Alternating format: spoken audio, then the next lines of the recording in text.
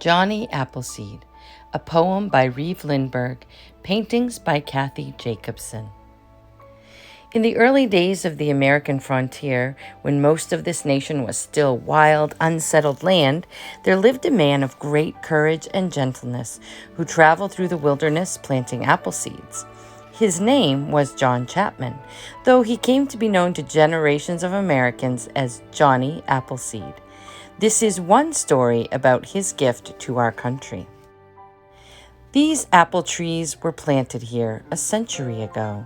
100 years of springtime bloom, 100 years of snow. 100 apple autumns with the wild geese flying by. 100 years of applesauce and steaming apple pie. The man who planted apple trees once stood here on this land, a sack of seeds upon his back, a Bible in his hand. Young Hannah Goodwin saw him first, a stranger, lean and lorn. His face was thin, his feet were bare, his clothing old and worn. The Goodwin family asked him in to dine and talk a while. America was lonely then. He'd traveled many a mile.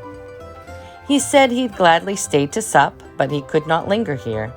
He had to go plant apple trees across the great frontier.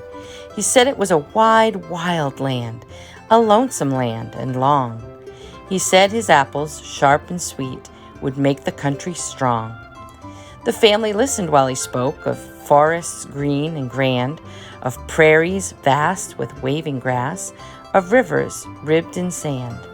He spoke of families like their own, all moving bravely west, with guns and tots and cooking pots to claim the wilderness. He said he'd bring them apple trees, our Lord's gift to the earth. He said the sun would warm its seeds, the rain would give them birth. He said that each good orchard grown would bear fruit as God planned, and give the yearning pioneers a taste of promised land.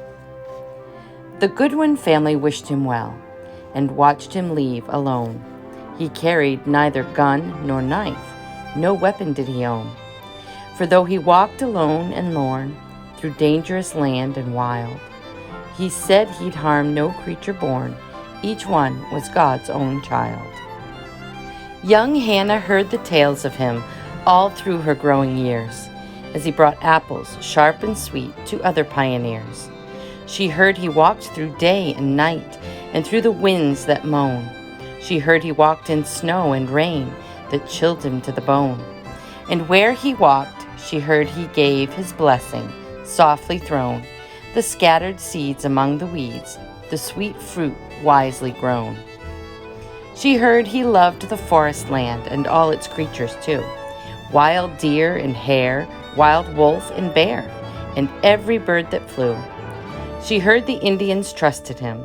He knew the things they knew, which plants would heal or make a meal, which streams ran clear and true. He walked all trails and heard all tales. His orchard spread and grew, and where he went the deep, rich scent of apple blossoms blew. Old Hannah Goodwin saw him last, when many years had gone. He came in by the orchard gate, a quiet hour past dawn. Old Hannah knew that gentle smile, that face so long and thin. There was a Bible in his hand. He spoke of where he'd been. He'd walked all through America, and all his seeds he'd sown. He'd planted apples sharp and sweet, and swiftly they had grown. There was spicy apple cider now out on the western plain. There was applesauce in Iowa, and apple pie in Maine.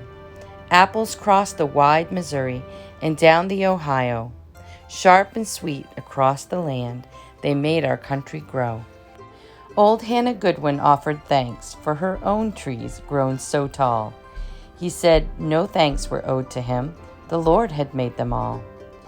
To grow a country or a tree takes just a planter who will seed and tend till in the end the earth's best dreams come true. He said farewell and traveled on, and did not come again.